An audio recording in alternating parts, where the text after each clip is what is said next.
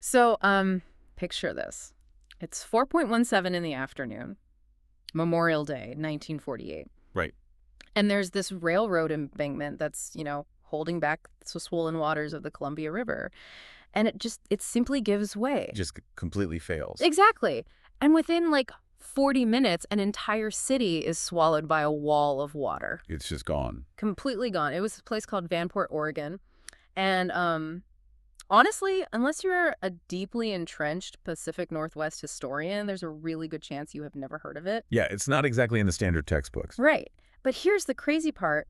At its peak, which was just a few years earlier, Vanport was the second largest city in the state. Wow. Second largest. Yeah. It was this booming, incredibly diverse metropolis of 40,000 people. Mm. And it was just thrown together, seemingly overnight, to build the ships that would win the Second World War. Right. It was a massive wartime boomtown. But, when that embankment broke, the water wiped Vanport completely off the map.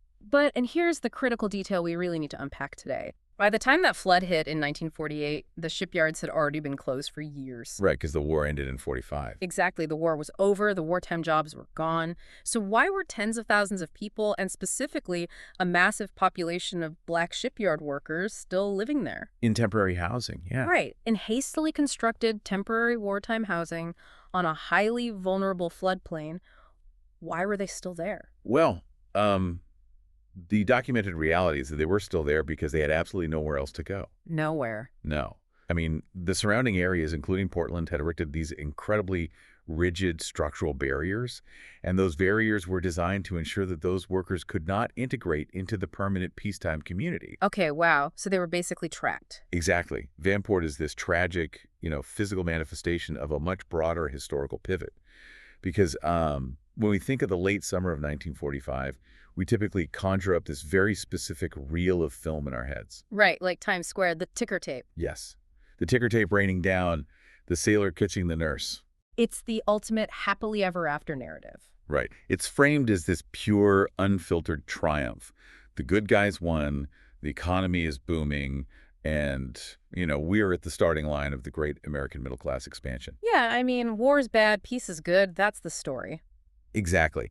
Yeah. But when you actually dig into the historical record for this deep dive into the labor statistics and the local ordinances, from that exact moment, that clean binary just completely falls apart. It really does. Because for millions of people who had just spent years literally keeping the country afloat, building the ships, assembling the bombers, the arrival of peace didn't feel like a victory parade at all. No, not at all. It felt like a door being slammed directly in their faces. And that tension, that exact tension, is what we are dissecting in our deep dive today. We're examining what historians and sociologists refer to as the post-war settlement. The post-war settlement, okay. Yeah. Our mission here is to unpack a deeply uncomfortable historical reality. We need to look at how the doors of economic and social opportunity, which were, forced open by the desperate necessity of World War II. Right, because they needed the labor. Exactly. How those doors were systematically and deliberately pushed shut during peacetime. And we're going to look at the mechanics of how that actually happened, right? Like on the ground. Yes. How a massive nationwide effort to close those doors fundamentally engineered the physical geography, the wealth distribution, and the community life of modern America. The America you and I live in today. And for you listening, we are pulling from a really fascinating stack of sources to do this. We've got federal housing manuals from the 1940s. We're looking at labor demobilization records. Demographic data, too. Decades of it. Yeah, demographic data tracking the West Coast over an 80-year span. We've got legal frameworks, everything from Supreme Court rulings in the late 40s all the way up to a really landmark California Attorney General settlement in 2019. It's a huge span of time. It is. But what makes this specific deep dive truly unique is that we also have access to this incredibly rich oral history. It's a family memory from the compiler of these sources, who actually grew up at ground zero of this specific timeline. Right, which provides this crucial dual lens. Yeah, so we are going to place the cold, hard, documented public record right alongside deeply personal, lived family experience. But, in navigating this, we really must maintain a strictly documentary approach. Absolutely. Our goal is to be measured, impartial, and factual. but obviously we never want to lose sight of the human stakes here. Right. So we're going to start with a really wide aperture. We'll look at the national reckoning, the federal policies, those broad demographic mechanisms. And then we're going to narrow our focus relentlessly. Get all the way down to a single shoreline just north of San Francisco. Exactly. Tracking an 80-year battle over one single school district. Okay, so let's start wide. Let's go back to that moment in 1945. The factories that had been, churning out munitions and Liberty ships 24 hours a day, they suddenly receive the stop orders. Right. The war is won. The war is won. Now, during the conflict, the sheer scale of production required this radical shift in the workforce. Women had stepped into highly skilled, well-paid industrial jobs in unprecedented numbers. Right. Out of pure national survival. Yeah. And Black Americans had migrated out of the Jim Crow South by the hundreds of thousands to work in Western and Northern defense plants. So, out of sheer necessity, this massive door of economic participation had swung open. It was a mobilization of human capital that the country had literally never seen before. I mean, production efficiency was quite literally the difference between winning and losing a global war. Exactly. So the traditional barriers, barriers of race and gender, they were temporarily suspended on the factory floor because the machinery just could not stop. Right. But the historical data we have illustrates that the very minute the Axis powers surrendered, that progressive momentum was violently thrown into reverse. Instantly, the structural push to reinstate the pre-war status quo was immediate.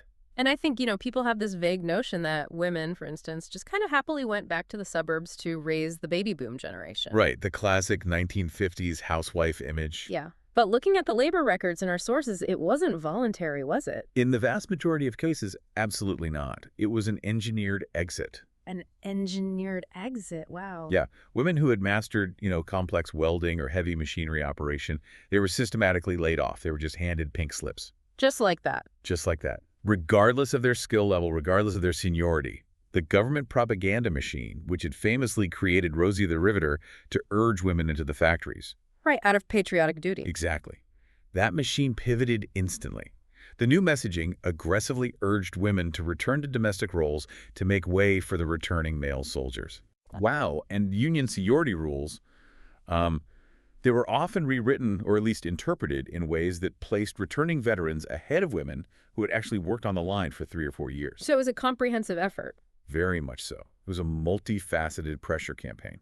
Economic, cultural, and institutional. Which brings us to the returning veterans themselves, and specifically to the GI Bill. Ah, yes, the GI Bill. This is perhaps the most, sacrosanct piece of legislation in 20th century American history. I mean, if you grew up in the U.S., you were taught that the GI Bill was the great engine of post-war mobility. The ultimate American success story. Right. It was the government's promise. Yeah.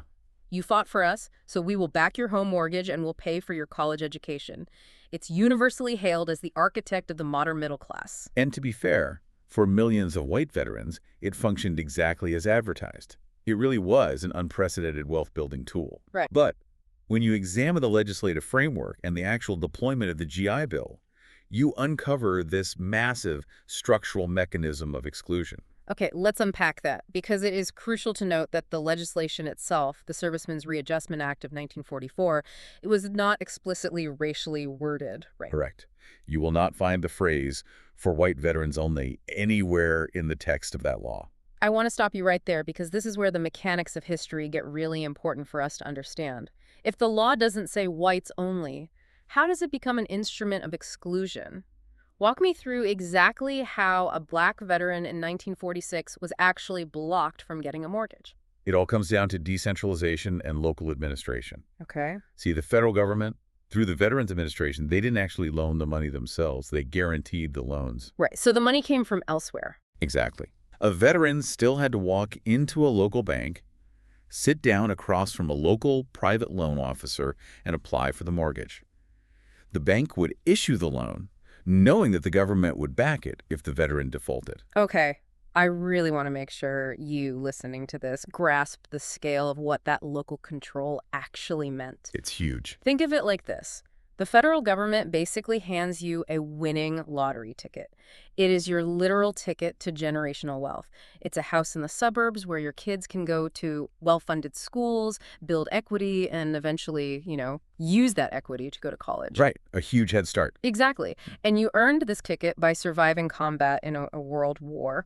But to cash it in, you have to go to your local bank. Uh-huh. You walk in, you slide the ticket across the counter, and the bank manager looks at you and says, "No, we don't cash these for people who look like you. You are a credit risk based on your race." Yeah. And when you try to appeal to the federal government, the government just says, "Well, our hands are tied. It's up to the discretion of the local branch."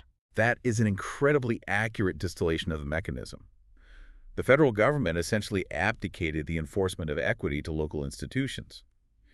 And those institutions were profoundly entrenched in segregationist practices. But why design it that way? Why not just have the federal government issue the loans directly?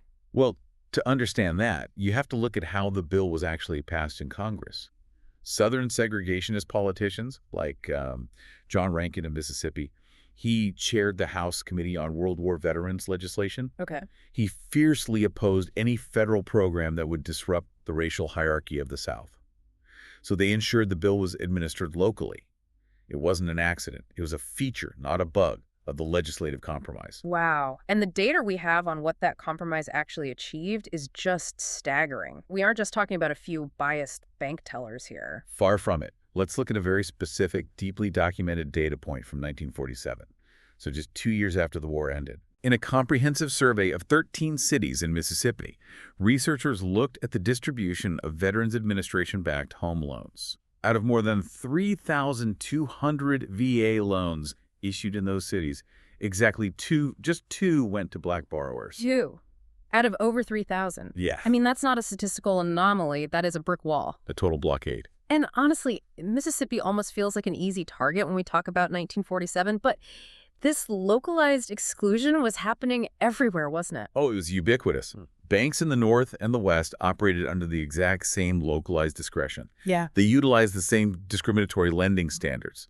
The historical analysis from our sources estimates that through this decentralized administration, as many as 1 million black World War II veterans were effectively denied the home and education benefits they had earned. 1 million veterans. If we just pause and actually do the math on that, the multi-generational math, it's mind-blowing. It really is. Because think about it. A house in an expanding post-war suburb in 1947 might have cost, what, $5,000 or $6,000? Roughly, yes. Yeah. Depending on the market, but that's a good estimate. So you take 1 million veterans who are locked out of buying that $5,000 asset. That asset appreciates over the next 30 years. It becomes the collateral used to secure small business loans. Right. It becomes the equity tapped to send the next generation to university without crippling debt. It becomes the inheritance passed down in the 1990s or 2000s. By denying that initial point of entry, the system didn't just hurt the veteran in 1947. Well, not at all. It engineered a compounding multi-generational wealth gap that basically defines our current economy. Precisely. You are identifying the exact mechanism of systemic wealth disparity. Yeah. But we have to understand that the post-war settlement wasn't merely about denying credit at the bank. There's more. Oh, yeah. Even if a black veteran had the cash in hand, even if they somehow bypassed the discriminatory loan officer, there's an entire secondary machinery of geographic exclusion waiting for them. Right. The effort to close the door required drawing rigid, invisible lines on the map itself. Let's unpack that machinery, because saying drawing lines on a map sounds a bit theoretical, but these were legally binding physical barriers. Absolutely.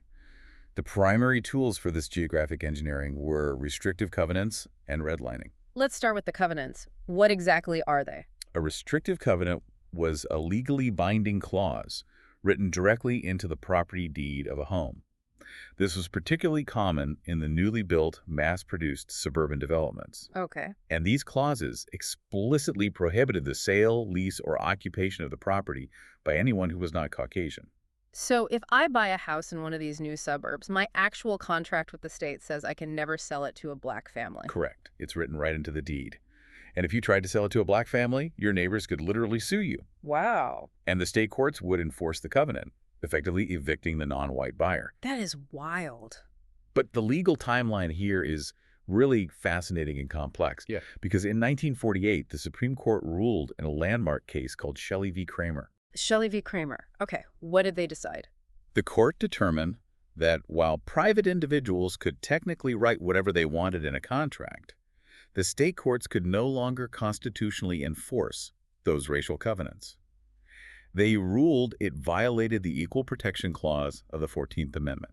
Wait, okay, so if the Supreme Court strikes down the enforcement of these covenants in 48, technically the legal barrier is gone, right? Yes. So I would assume the real estate market just naturally corrects itself after that. Like, if a seller wants a buyer's money and the court can't stop the sale anymore, why didn't the suburbs just integrate? Because the market does not exist in a vacuum. It exists within a matrix of financial incentives and social pressure. The ruling in Shelley v. Kramer removed the state's formal enforcement, sure, but it did not change the underwriting standards of the Federal Housing Administration. Oh. And it certainly did not eliminate the intense, organized resistance of local homeowners associations. So the HOA stepped in. Yes, exactly. HOAs essentially became private enforcement mechanisms. They utilized extreme social and economic pressure to maintain homogeneity. Furthermore, real estate agents engaged in systemic steering. Steering? What's that? It's when agents simply refuse to show black families homes in white neighborhoods, or they lie and claim properties are already sold. So the legal mandate changed, but the bureaucratic and cultural mechanisms simply evolved to circumvent it. And then on top of all that, you have the financial side of that geographic engineering, which is redlining. Yes, redlining. This was the institutional practice of grading neighborhoods based on their perceived financial risk. Right. During the New Deal, a government agency called the Homeowners Loan Corporation, the HOLC, created these color-coded maps of every major American city. I've actually seen some of these maps. They're wild. They are. They graded neighborhoods from A, which was colored green, and considered the safest investment, all the way down to D, which were colored red and considered hazardous. And what determined a hazardous rating? Was it like bad infrastructure or something? No. The primary metric for a D, or red rating, was the presence of racial minorities. Just their presence. Just their presence. The underwriting manuals of the era explicitly stated that for a neighborhood to retain stability, it must continue to be occupied by the same social and racial classes. If a neighborhood had even a tiny percentage of black residents, it was outlined in red. Hence, redlining. Exactly. And the consequence of living inside that red line was absolute financial starvation.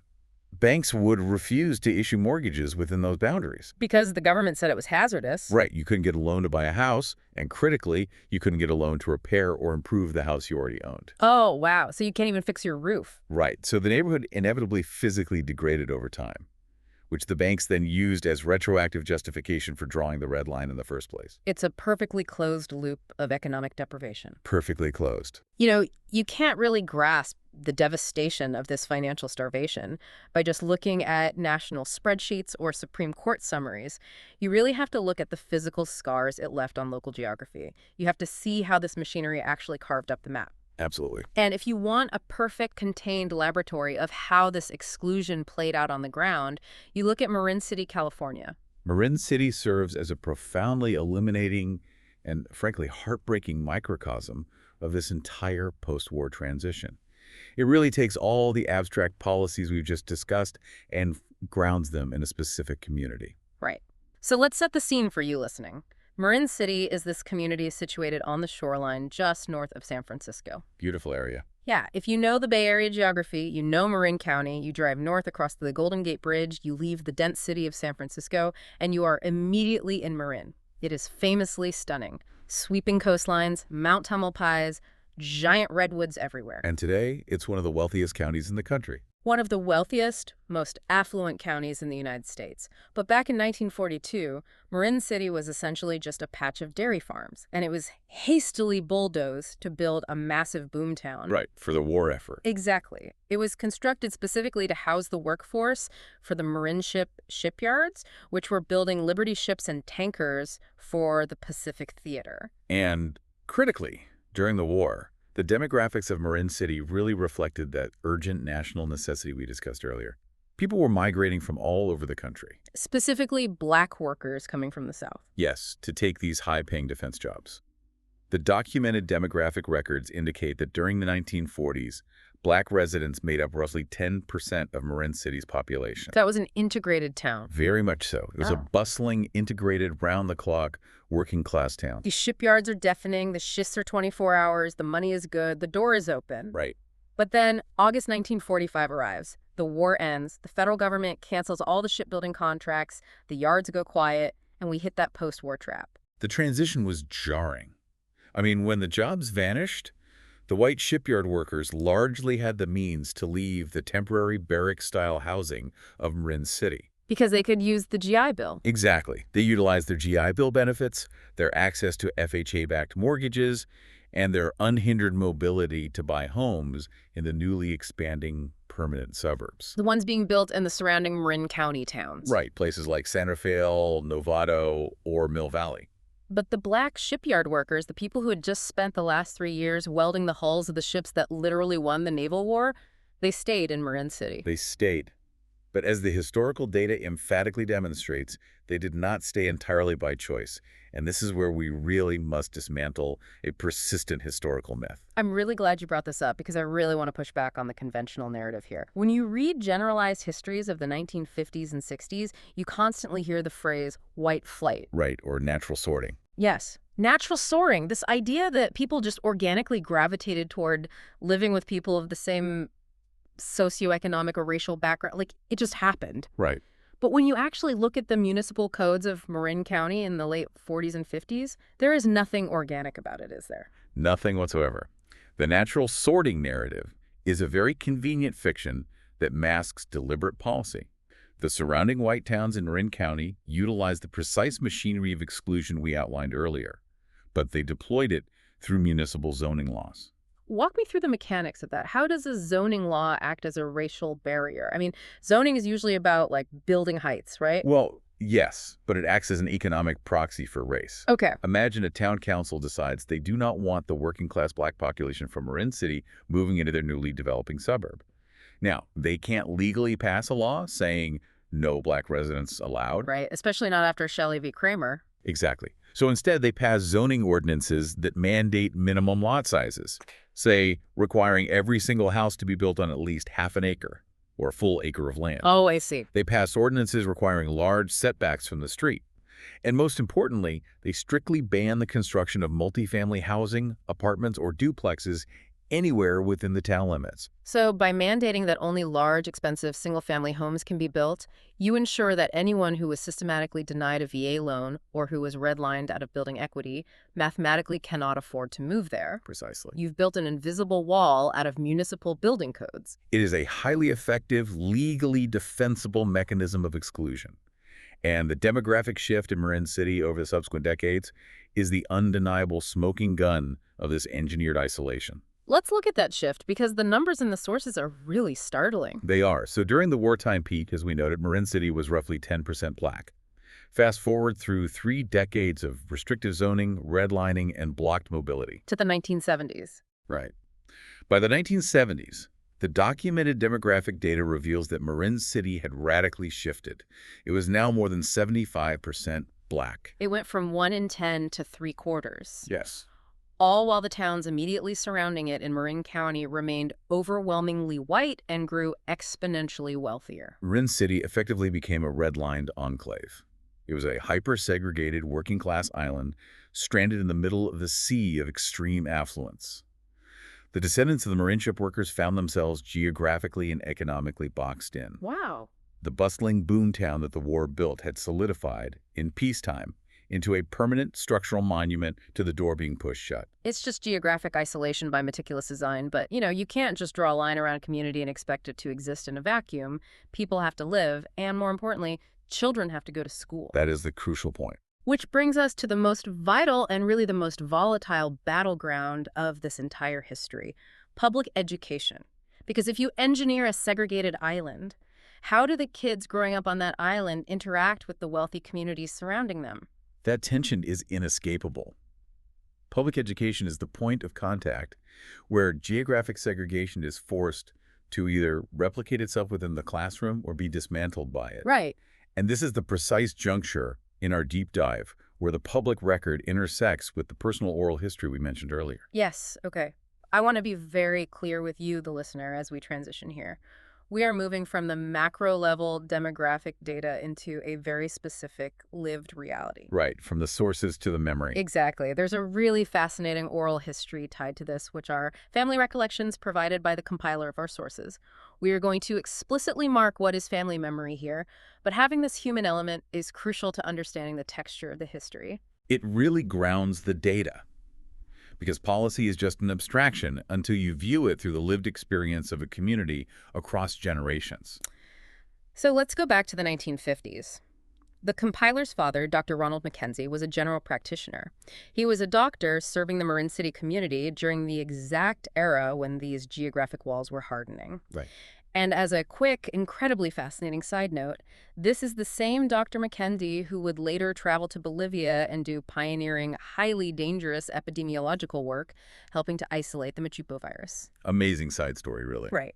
But anyway, in the 1950s, he was a local GP right there on the shoreline, caring for the families who were navigating life inside this redlined enclave. And his child, who compiled these records, grew up in that exact environment and attended the local public schools, the Sausalito Marin City School District, in the years that followed. Now, within this family and really within the broader community, there was a deeply held, proudly passed down memory regarding those schools. The oral history maintains that the Sausalito schools were among the absolute first to integrate. It's remembered as this progressive, forward-thinking, localized victory. The memory is basically of a community that recognized the right thing to do and just did it. And we really have to respect the emotional truth of that memory, because for the people who lived through it, that integration felt like a profound, defining shift in their lives. Of course. However, as analysts examining the broader post-war settlement, we must place that localized family memory alongside the documented administrative record. Right. What does the record actually say?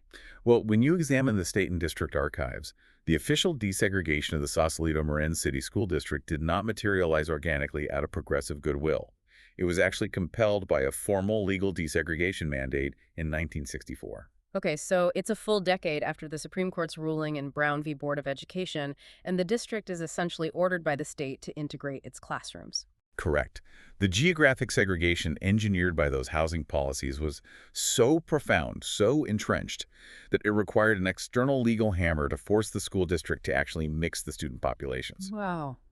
But, while the mechanism might have been a legal mandate rather than organic goodwill, the actual physical reality on the ground was transformative.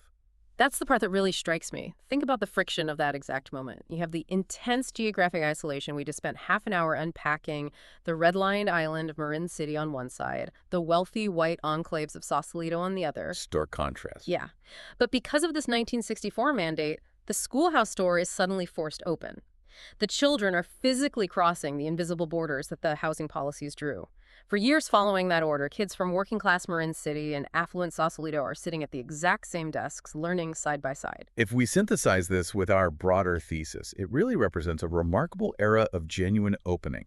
Despite the overwhelming systemic force of the post-war settlement that was designed to separate and exclude. Right, the whole machinery. Yeah, despite all that, this specific community was, for a time, living inside a rare, realized moment of integration. The legal mandate functioned exactly as intended. It forced the local bureaucracy to override the residential segregation. I love this segment of the timeline. It feels like the triumphant crescendo of a movie, The system was broken, the courts stepped in, the schools integrated, the kids learned together, the arc of the moral universe bent toward justice. We found the happy ending. It does feel like that. But, this is coming, history is rarely a straight line. It is a pendulum. And when you trace the timeline of the Sausalito Marin City schools, the story absolutely does not end in the 1960s. It really does not. Mm-hmm. The triumph of the 1964 mandate was a treatment, but it was clearly not a permanent cure. The documentary evidence forces us to fast forward into the 21st century. We must examine what transpires decades after that initial celebrated desegregation order. It's so hard to reconcile that timeline. We tend to think of the civil rights battles of the 60s as settled history, right? You would assume that by the 2010s, an integrated school district in progressive Northern California is just operating as a given. You would assume that. But when you dig into the state's investigation records, you uncover a deeply troubling systemic regression. Regression. Yes. The district quietly, bureaucratically, but highly effectively resegregated itself. Walk me through exactly how that happens. How does a modern public school district quietly resegregate in the 2010s? It's not like the school board can vote to put up whites-only signs above the water fountains anymore. No, obviously not. The mechanisms of exclusion evolved. They mutated from blunt legal instruments into very complex administrative maneuvers involving resource allocation, district zoning, and the complicated dynamics of charter schools. Okay, so it's hidden in the paperwork. Exactly. According to the state investigation, a pivotal administrative turning point occurred in 2013. The district established a school named Bayside Martin Luther King Jr. Academy. Okay. What was the setup for Bayside MLK? This specific academy was structurally designed and zoned to serve a student body that was predominantly Black and Hispanic, and they were drawn overwhelmingly from the Marin City enclave. So, step one. They basically consolidate the minority students into a single academy. That already sounds like a massive logistical step backward from the integrated classrooms of the 60s and 70s. It is the literal reestablishment of the geographic wall, but this time within the educational system itself. But the inequity engineered by the district went far beyond merely sorting the demographics. Really? Oh, yes.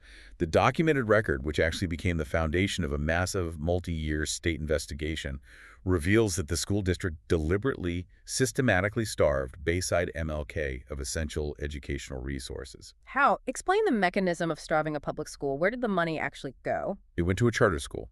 To understand this, you really have to understand the mechanics of school funding in California, specifically average daily attendance, or ADA funding. Right, ADA. Public schools receive state funding based on how many students are sitting in the seats each day.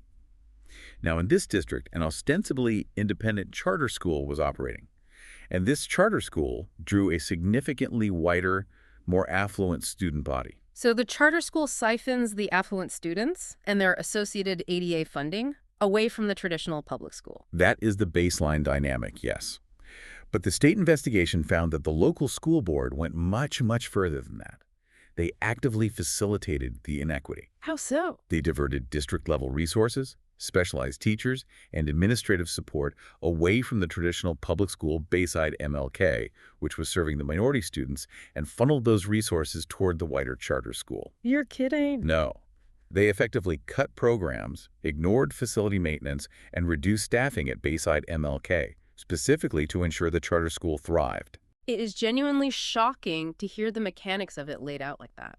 We think of 2013 as this modern, enlightened era of education, yet the district board is actively employing financial strategies that basically mirror 1950s segregation tactics. Absolutely. They are just using a spreadsheet instead of a red pen. It is a profound institutional failure.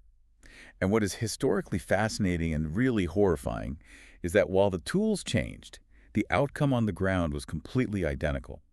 The exclusion simply moved from the property deed to the district budget allocation. Wow. The school board engineered a separate and highly unequal educational track, heavily correlated with race and geography, directly mirroring the redline maps of the 1940s. So the schoolhouse door that was forced open by a mandate in 1964 was quietly, bureaucratically pushed shut again by 2013. Exactly. But, as is the recurring theme of this entire history, a door does not stay shut if people are willing to put their shoulders against it and push back. The resource starvation at Bayside MLK became so visibly, undeniably inequitable that it triggered immense community pushback. Parents and advocates started fighting back, and it eventually caught the attention of the state. And this brings us to the climax of this 80-year fight. Yes. After a rigorous multi-year investigation, on August 9, 2019, the California Attorney General formally intervened. Wait, the Attorney General? The highest law enforcement officer in the state of California has to step in and effectively take over a local school board issue. Yes. The Attorney General forced a comprehensive legal settlement upon the Sausalito Marin City School District. The mandate compelled the district to fundamentally restructure. What did they have to do? They were legally required to merge their programs, to equitably distribute all funding and resources, and to systematically dismantle the de facto segregation they had engineered over the previous decade. I really want to make sure we underline the historical significance of that 2019 settlement, because this wasn't just a routine audit correction or something. Not at all. The state of California explicitly recognized the gravity of the intervention. The 2019 mandate was formally designated as the first comprehensive school desegregation effort initiated by the state of California in 50 years. 50 years. Half a century. Which means, as a society, we basically haven't done this kind of heavy systemic enforcement since the civil rights era. We just assume the machinery of equality was on autopilot after 1964. And that assumption is the greatest vulnerability of progress. The framing of the 1960s compared to 2019 is really the analytical core of this entire deep dive. Right. You have an initial integration mandated in 1964. You have the quiet administrative bureaucratic resegregation solidifying by 2013. And then you have the state having to wield a massive legal hammer to force integration all over again in 2019. It completely shatters the illusion that civil rights victories, or really any progressive milestones, are permanent. It demonstrates incontrovertibly that a desegregation order is an ongoing treatment, not a final cure.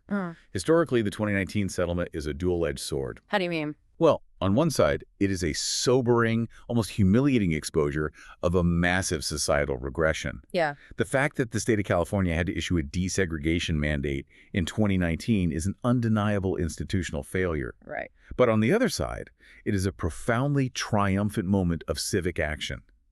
It is the moment the door was pried open once again, because a new generation of parents, community advocates, and civil rights lawyers simply refused to let it stay locked.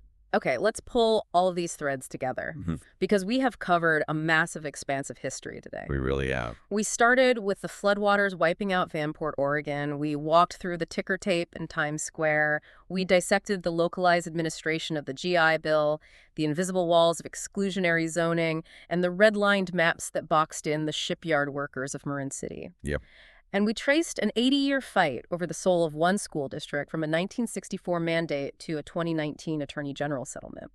When we step back from all of this data, what is the ultimate thesis? What is the core mechanism we need to understand? If we synthesize the entirety of the documented record, the demographic shifts, the housing laws, the school board budgets, and that lived oral history, a singular overarching thesis really emerges. Okay. It is this. The existential crisis of the Second World War forced America's doors open out of sheer, undeniable necessity. The country needed the labor, the production, and every single ounce of human capital to survive. Right. But the piece that followed the post-war settlement was a vast, engineered, systemic effort to close those doors again. The immediate layoffs of female industrial workers, the refusal to rebuild diverse boomtowns, the restricted property covenants, the financial starvation of redlining, and the localized administration that denied the GI Bill to 1 million black veterans. Yeah. None of these were historical accidents. They weren't natural market correction? No. They were the deliberate tools used to push the door shut, ensuring that the rising post-war middle class remained highly exclusive. And I think the most important takeaway from that thesis is that gravity is always pulling backward. The absolute only reason any of those doors stayed open at all was because individuals kept their shoulders against them. Exactly. The systemic weight was always pushing the door closed, requiring constant generational force to hold it open. From the black shipyard workers who refused to be displaced from Marin City, to the families who navigated the friction of those 1964 integrated classrooms, all the way to the civil rights lawyers sitting in the Attorney General's office in 2019. It requires relentless maintenance. And knowledge of this history is most valuable when it is actively applied to the environment you inhabit today. Because the mechanisms we've discussed are not trapped in amber in 1947 Mississippi or isolated to a single county in California. Exactly. I want to connect this directly to you listening right now. Tomorrow morning, think about your own commute. Look out the window at your own city or town. Pay attention to the physical layout. Yes. Notice the invisible lines between the neighborhood with the pristine sidewalks and the neighborhood struggling with infrastructure. Look at the demographics of your local elementary school. Consider the distribution of wealth and property across your county. It's all connected. I want you to understand that none of what you are looking at is a natural accident. None of it just organically happened. The map you live on is the direct downstream result of the post-war settlement we just unpacked. It is the physical manifestation of doors being pushed shut decades ago and the ongoing, exhausting fight to pry them back open. The landscape we navigate daily was engineered. And recognizing the specific mechanisms of that engineering is the mandatory first step toward actually dismantling it. We started this deep dive talking about that famous image from 1945. The sailor, the nurse, the feeling of permanent locked-in triumph. We have a tendency to view history exactly like that, like a staircase where every step up is solid concrete and progress is permanent. But when you spend an hour looking at an 80-year fight over one single school district, a fight that required a massive legal intervention in 2019 just to restore a standard of equality that was set in 1964, you realize the staircase is an illusion. The pressure to regress never goes away. Yeah, it's always there. So we want to leave you with this final lingering thought to mull over. Look closely at your own community. Look at your local zoning boards and your school budgets. What doors in your world are quietly, bureaucratically sliding shut right now simply because no one is currently pushing back?